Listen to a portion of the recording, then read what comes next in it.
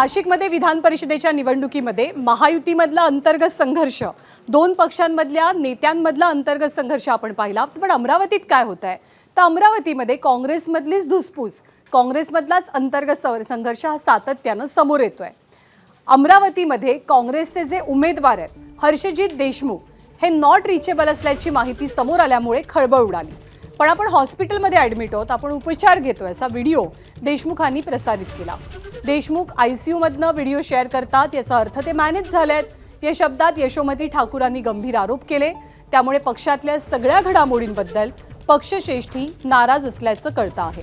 Harshvardhan Sapkal, Yashomati Thakur, doctor Sunil Deshmukh या ज्येष्ठ नेत्यांकडनं पक्षश्रेष्ठी आता खुलासा मागणार आहेत. सोबतच काँग्रेसचे सक्रिय सदस्य नसताना सुद्धा देशमुखांचं नाव नेमकं सुचवलं कोणी याची माहिती सुद्धा पक्षश्रेष्ठी घेणार आहेत. त्याचप्रमाणे यवतमाळ, चंद्रपूर, वर्धा, गडचिरोली आणि भंडारा गोंदिया या मतदारसंघातल्या घोळावरती काँग्रेसचे पक्षश्रेष्ठी नाना पटोले, विजय वडेट्टीवार, माणिकराव ठाकरे आणि शिवाजीराव मोघे या नेत्यांकडनं स्पष्टीकरण मागवणार असल्याची माहिती आहे. माझी विचारपूस न करता परस्पर अशा प्रकारचे वक्तव्य, बिनबुडाचे आरोप करणं म्हणजे कोण मॅनेज झालं?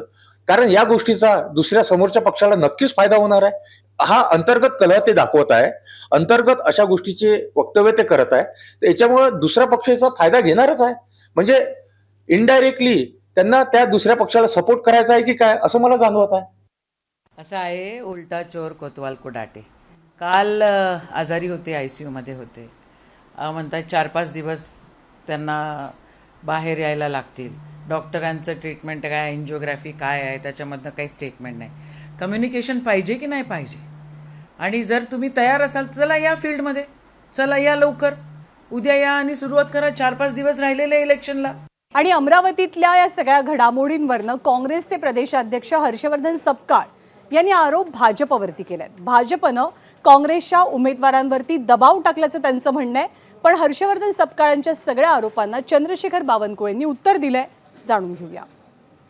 हे सगळं जे आपण बघतोय, ऐकतोय, या मागचं जे कारण आहे पैशाचा प्रचंड मोठा वापर, घोडेबाजार चालणं, दबाव आणलं. फ्री अँड फेअर इलेक्शन झाले पाहिजे म्हणून निवडणूक आयोगाने सरकारी काही करत नाही. तर राजकारणामध्ये मतांची भिन्नता असते, वेगवेगळे पक्ष असतात आणि आपण आपापल्या पक्षाचा प्रचार करायचा आणि मतदान घ्यायचं, ही एकंदरीत पद्धत जी आहे ही गुंडाळून ठेवल्या जात आहे. जर